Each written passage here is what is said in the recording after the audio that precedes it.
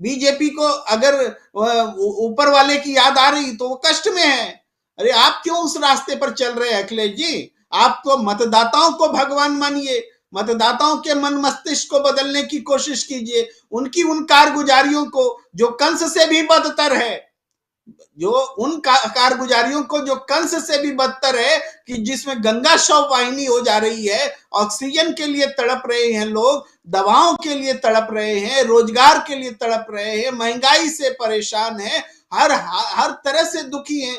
कंस के भी राज में इस तरह से लोग दुखी नहीं होते थे जिस तरीके से अभी कंस के राज में। याद है ना राजीव जी कथा कि श्री कृष्ण जी का जब जन्म हो रहा था तो सारे छोटे जो पुरुष थे, बच्चा था, मतलब मेल बच्चा, उसको मार दिया जाता था कि कहीं श्री कृष्ण का जन्म ना हो। तो यह स्थिति थी, जबरन मार दिया जा रहा था, और यहाँ कोरोना बोल करके मार दिया गया और लाशें जो है गंगा से पट गई। वही तो कंस का राज है यहाँ पर। तो ये कंस का राज यहाँ ऑलरेडी है। तो ये किस तरीके से बात है कि मतदाताओं को जब आप भगवान मानेंगे तो आपको सब कुछ स्पष्ट और सही दिखाई देगा। ये छद्म लड़ाई है राम और कृष्ण के नाम पर। असली लड़ाई मतदाताओं के बीच, मतदाताओं के लिए होनी चाहिए, और ये राजनीति को सबक लेना पड़ेगा। ये जो मेरे राम और मेरे कृष्ण कर रहे हैं, देवता तो एक है, मेरे खुदा, मेरे गुरु नानक, मेरे जो भी दूसरे देवता है, बुद्ध, जैन, वो तो सब अपने अपने बोलेंगे, लेकिन खुदा तो अंततः एक ही है, ईश्वर तो एक ही है, गॉड तो एक ही है। वो गॉड क्या अलग अलग हो सकते हैं? अब नामों में क्या रखा है। लेकिन अगर राजनीति इस तरह से हो रही कि राम हमारे हैं, कृष्ण हमारे हैं, तो समझिए कि राजनीति पतन की ओर है। राजनीति को हम, इस लक्षण को हम अच्छा नहीं मानते राजीव जी। सही कह रहे हैं, बहुत सारी बातें आप बता रहे हैं। हम यहाँ जिक्र कर रहे हैं अखिलेश यादव के बयान का। अखिलेश यादव कह रहे हैं कि उन्हें हर रोज सपने में भगवान कृष्ण आते हैं और कहते हैं कि तुम्हारी ही सरकार बनने वाली है। दूसरी तरफ इस बात पर पलटवार करते हैं योगी आदित्यनाथ और कहते हैं कृष्ण नहीं बल्कि ये कंस के उपासक हैं। तो यहाँ बात जो है वो घूम फिर करके हिंदुत्व के किनारे आकर के ठहर जा रही है। यानी कि जहां जिस पिच पर खेलने की कोशिश या चुनावी एजेंडे बनाने की कोशिश में बीजेपी लगातार लगी हुई है और हिंदुत्व के इर्द गिर्द चुनाव को ले जाना चाहती है, चाहे वो भगवान राम का मामला हो, चाहे कृष्ण का मामला हो, चाहे परशुराम का मामला हो, चाहे काशी विश्वनाथ का मामला हो। और आप याद कीजिए कि पिछले चुनाव में 2017 के चुनाव में एजेंडा सेट हो गया था कब्रिस्तान बनाम शमशान का, यानी शमशान और कब्रिस्तान। प्रधानमंत्री नरेंद्र मोदी इस एजेंडे को उन्होंने वहां पर सेट कर दिया था। लेकिन इस बार कब्रिस्तान शमशान से इतर अयोध्या से लेकर के काशी विश्वनाथ होते हुए मथुरा तक पहुंचना और उसके बीच में अखिलेश यादव का विकास की गाड़ी जो है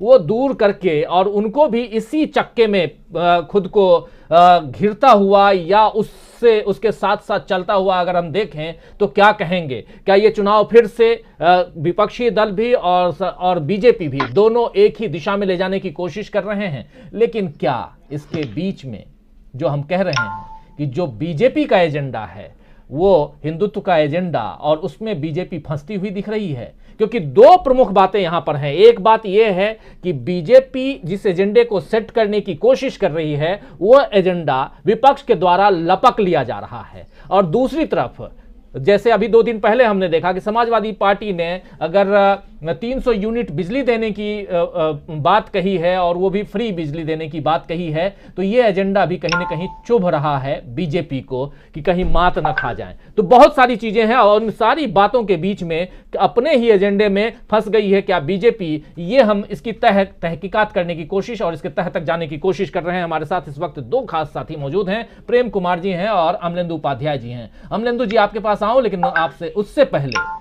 जरा एक बार फिर से सुनते हैं अखिलेश यादव के सपने में कृष्ण भगवान कैसे आते हैं, वो किस ढंग से बता रहे हैं। जो साथी हमारे बाद में जुड़े हैं जरा सुन लीजिए, और उनके बाद अखिलेश के इस बयान के बाद एक बार फिर से सुनेंगे योगी आदित्यनाथ क्या कुछ कह रहे हैं, उनकी बातों को भी। लेकिन पहले अखिलेश यादव को। रात में हम पे आए, रात हमारे सपने में आए थे भगवान कृष्ण, कह रहे थे आपकी सरकार बनने वाली है, और एक बार नहीं आए, हर दिन आते हैं। हर दिन, कोई दिन ऐसा नहीं जिस दिन भगवान हमारे सपनों में ना करके कहते हो कि आपकी सरकार बनने जा रही है। इनके तो पत्र में लिखा है, हमें हर दिन सपनों में आते हैं।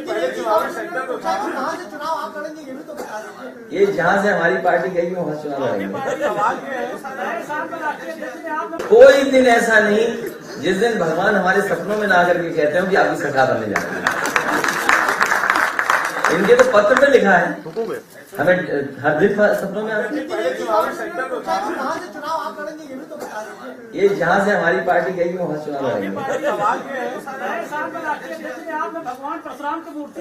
देखिए, जहाँ से हमारी पार्टी कहेगी वहां से हम चुनाव लड़ेंगे। और याद कीजिए, नेताजी कहाँ से नहीं लड़े। नेताजी जाने कितने क्षेत्रों से चुनाव लड़े।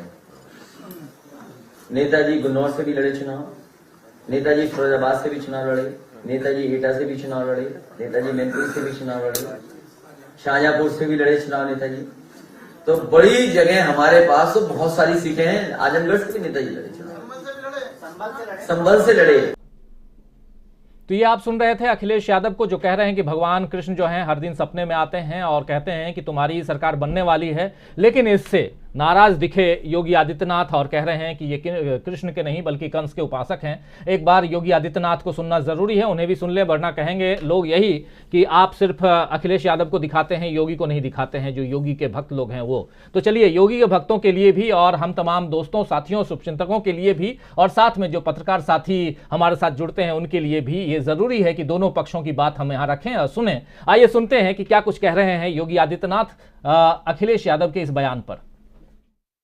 जब यहां पर हम इस पावर प्रोजेक्ट का स्वयं उपस्थित होकर के लोकार्पण कर रहे हैं, कुछ लोगों को लखनऊ में सपने आ रहे होंगे और उनके सपने में भगवान कृष्ण आ रहे होंगे और कह रहे होंगे कि अरे अपनी नाकामयाबियों पर अब तो रो जाओ, जो कार्य तुम नहीं कर पाए वह बीजेपी की सरकार ने कर दिया है।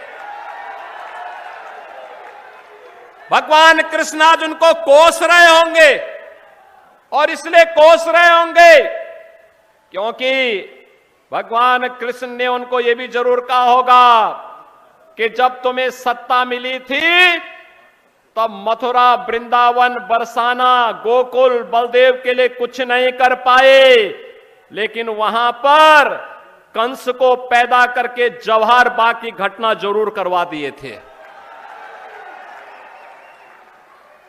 यानी ये हरकतें थी पिछली सरकार की।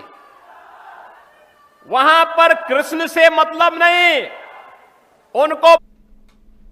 तो सुन रहे हैं आप लोग, ये हरकतें हैं पिछली सरकार की। हमारे साथ जुड़ गए हैं हमारे साथी वरिष्ठ पत्रकार नवीन कुमार जी। नवीन जी, आपका स्वागत करता हूं इस कार्यक्रम में। और साथ में हमारे दो साथी और हैं, अमलेंदु उपाध्याय जी और प्रेम कुमार जी। अमलेंदु जी, आपके पास आना चाहता हूं। शमशान कब्रिस्तान से होते हुए मामला जो है वो आप जैसा इसके पहले भी इस बाइट को, दोनों की बाइट को दिखाने से पहले बता भी रहा था कि शमशान कब्रिस्तान का जो एजेंडा सेट किया गया था पिछले 2017 के चुनाव में, अब इस साल हम देख रहे हैं कि उससे ऊपर उठता हुआ और कोशिश ऐसी हुई कि यहाँ कई सारे जिन्न निकालने की कोशिश हुई और उसमें काशी विश्वनाथ भी हैं और अयोध्या के बाद अब मथुरा की बारी भी कही जा रही है। और एक बात यहाँ ये भी सुनने में आ रही है कि शायद मथुरा से चुनाव लड़ें योगी आदित्यनाथ। ये सवाल भी पूछा जा रहा था कि आप कहाँ से लड़ेंगे चुनाव, अखिलेश यादव से यह सवाल पूछा जा रहा था। तो अखिलेश यादव अपने पिताजी यानी मुलायम सिंह यादव की बात कर रहे थे कि देखे आपने वो कहाँ से चुनाव लड़े, मैं भी लड़ सकता हूँ कहीं से भी जहाँ से जनता चाहेगी। लेकिन सवाल यही है कि क्या अखिलेश यादव और योगी आदित्यनाथ चुनाव लड़ेंगे, ये सबसे बड़ा सवाल है। और मुझे तो अभी आज की तारीख में यही लगता है कि शायद ये दोनों में कोई भी चुनाव न लड़ें। लेकिन यहां चुनाव लड़ें ना लड़ें की बात नहीं है अमलेंदु जी, सवाल यह है कि एजेंडे से बीजेपी भटकती हुई क्यों दिखाई दे रही है। जिस एजेंडे को बीजेपी सामने लेकर आती है, विपक्षी दल उससे पहले उसे लपक ले रहे हैं। कांग्रेस पार्टी के एजेंडे को देखिए, कांग्रेस पार्टी ने महिलाओं के एजेंडे को बहुत अच्छी तरह से भुना रखा है और लड़की हूं लड़ सकती हूं। आप ही बता रहे थे कि आपके मोहल्ले में भी आजकल लड़कियां जो हैं यही गाती हुई सुनाई देती हैं। दूसरी तरफ हम देख रहे हैं कि अखिलेश यादव, वो चाहे हिंदुत्व का मसला हो, चाहे कोई भी उद्घाटन शिलान्यास का मामला हो, हर जगह वो कहते हैं यह हमारा था। वो अपनी तरफ लपक रहे हैं। अब बीजेपी करे तो क्या करे। योगी आदित्यनाथ कृष्ण से अब कंस तक पहुंच गए हैं। क्या देख रहे हैं, किस ढंग से देख रहे हैं आने वाले चुनाव को? इसमें बीजेपी क्या अपने ही एजेंडे में फंसकर रह गई है या अपने एजेंडे से भी बाहर होती हुई जा रही है? उसका एजेंडा बहुत ही साफ है, जो हिंदुत्व का है, और उसे बार बार खींच कर लाने की कोशिश, लेकिन वहां भी अब तक नाकाम कोशिश ही दिखाई दे रही है। अमलेंदु जी।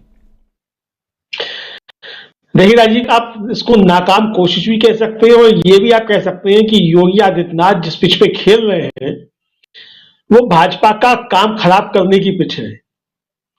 और हो सकता है योगी जी जानबूझ के ऐसा कर रहे हो, क्योंकि योगी जी को आभास है कि भारतीय जनता पार्टी जो है और खासतौर से प्रधानमंत्री नरेंद्र मोदी के आसपास जो सब हो रहा इकट्ठा है, वो योगी आदित्यनाथ को मठ भेजना चाहता है वापस। तो योगी आदित्यनाथ हो सकता है कि ये की बात है इस बीच जो हो रही है, ये हो रही है कि लड़ाई शमशान हो रही है। अमलेंदु जी, आपका नेटवर्क डाउन है, यानी की कोशिश आवाज आपकी कट रही है थोड़ा। दोबारा मैं बोलूंगा कि आपको जोड़ें, लेकिन इन्हीं सवालों के साथ प्रेम कुमार जी आपके पास आना चाहूंगा। एजेंडे माफ करें, नवीन कुमार जी आपके पास आऊंगा। और नवीन जी, जरा आप बताइए कि ये जो बीजेपी का जो एजेंडा, कई चुनाव दर चुनाव आपने बहुत नज़दीक से देखा है बीजेपी को, और कहीं भी कुछ भी रहे, लेकिन हिंदुत्व के एजेंडे को बीजेपी लेकर आती ही है। यहाँ उत्तर प्रदेश में बीजेपी का हिंदुत्व का एजेंडा, और बार बार अब तक आप ये भी देखे होंगे कि विपक्षी दल जब बीजेपी इस एजेंडे को लेकर आती है तो विपक्षी दल अपने आप को बचाने की कोशिश करते रहे हैं। लेकिन इस बार जो हम देख रहे हैं कि फ्रंट फुट पर खेलती हुई बीजेपी के सामने विपक्षी दल दिखाई दे रहे हैं, चाहे वो समाजवादी पार्टी तो बहुत ही मुखर होकर के सामने दिखाई दे रही है। क्या कहेंगे? राजीव जी, बहुत अच्छा सवाल है ये। और दरअसल मसला ये है कि बीजेपी बहुत बुरी तरीके से कंफ्यूज हो गई है। उसकी समझ में नहीं आ रहा है कि उसको करना क्या चाहिए। क्या आप कल्पना कर सकते हैं कि जिस साल में अयोध्या में मंदिर का शिलान्यास हुआ है, जब काशी विश्वनाथ कॉरिडोर का उद्घाटन हुआ है, उस साल में बीजेपी को चुनाव के लिए मुद्दा ढूंढना पड़ रहा है। वो इस बात को लेकर कॉन्फिडेंट ही नहीं हो पा रही है कि अयोध्या में मंदिर बनाने से कुछ होगा या काशी विश्वनाथ कॉरिडोर बना देने से कुछ होगा। उसको अब मथुरा का तीसरा मुद्दा उसको उछालना पड़ रहा है। गौर कीजिएगा, 15 दिन पहले केवल कहा था उप मुख्यमंत्री केशव प्रसाद मौर्य ने कि मथुरा अब हमारा अगला निशाना है। तो ये तो इसका मतलब ये है कि बीजेपी खुद ही अपना कॉन्फिडेंस लूज कर गई है। उसको न योगी आदित्यनाथ में भरोसा हो रहा है, उसको न नरेंद्र मोदी के करिश्माई व्यक्तित्व में भरोसा हो रहा है, और ना ही अयोध्या और बनारस पर भरोसा हो रहा है। तो ये भरोसा इसलिए नहीं हो रहा है कि वो, और इसकी बड़ी वजह यह है कि वो जिस चीज की माहिर है, जो पॉलिटिक्स उसको आती है, उसको कौन सी पॉलिटिक्स आती है? उसको आती है सांप्रदायिक ध्रुवीकरण की पॉलिटिक्स। और वो मानती है कि वो जिस दिन चाहेगी उसी दिन सांप्रदायिक ध्रुवीकरण कर लेगी। और अयोध्या और काशी के बाद तो उसको यकीन था कि उसको किसी और मुद्दे की जरूरत ही नहीं है। लोग बेरोजगारी की बात नहीं करेंगे, लोग किसान आंदोलन की बात नहीं करेंगे, लोग महंगाई की बात नहीं करेंगे, और इन सब से ध्यान हटाने के लिए बार बार उनको मथुरा पर जाना पड़ रहा है। लेकिन दिक्कत तब हो गई जब उनको यह कहना पड़ा कि नहीं नहीं, वो दरअसल उन्होंने अखिलेश यादव को कंस कहा है। और ये बहुत बड़ा जो है ये ब्लंडर है। ये आप ये कि 2014 के जब चुनाव हो रहे थे तब प्रधानमंत्री नहीं बने थे नरेंद्र मोदी, वो पटना के गांधी मैदान के इसी तरीके की बात कर रहे थे। तो ये कोई नई बात नहीं है जो योगी और इससे यादव बहुत नाराज हो जाते हैं। आप लालू यादव को चाहे भ्रष्ट कह लीजिए, कुछ भी कह लीजिए, आप कंस नहीं कह सकते हैं, आप राक्षस जल्लाद नहीं कह सकते हैं उनके नेताओं को। तो ये तो बैकफायर करने जा रहा है। लेकिन इससे ज्यादा पॉलिटिकल मैसेज इसका यह है कि बीजेपी कॉन्फिडेंस लूज कर गई है। उसका जो उसके से बड़े मुद्दे थे उसी में उसका यकीन नहीं रहा है। और ये एक तरीके का एक्सेप्टेंस है कि वो मान चुकी है कि जनता महंगाई की बात करेगी, उसको बहुत दिक्कत हो रही है। 200 रुपए लीटर सरसों का तेल खरीदने में, उसको 100 रुपए, कौन मोटरसाइकिल में पेट्रोल नहीं डलवाता है, कौन ट्रैक्टर में डीजल नहीं डलवाता है, कौन किसी भी गांव में किसने 2 पहिए की गाड़ी स्कूटी नहीं रखी हुई है, और किसको अच्छा लग रहा है 100 रुपए लीटर पेट्रोल और डीजल खरीदते हुए। तीसरी बात यह है कि किसान आंदोलन के बाद, ये दूसरा पॉलिटिकल मैसेज है कि किसान आंदोलन के बाद बीजेपी को लग रहा था कि वापस जब हो जाए उसकी स्थिति कुछ बेहतर होगी और जाटों में जो उसकी नाराजगी है जाटों की, वो दूर हो जाएगी। तो ये एक्सेप्टेंस है कि जाटों की नाराजगी दूर नहीं हुई है। जाट हमको वोट नहीं करने जा रहे हैं और वो उस दिन तक वोट नहीं करेंगे जब तक कि उनको हिंदू नहीं बना देते, और किसी भी तरीके से मामला पोलराइज होना चाहिए। और चौथी और आखिरी बात जो ये कहना चाहता हूं वो ये कि पश्चिमी उत्तर प्रदेश में मेरी बहुत सारे लोगों से बात हुई है, जाटों ने साफ, उनको बहुत अफसोस है पिछली बार अजीत सिंह को हरा देने का और जयंत चौधरी को हटा देने का।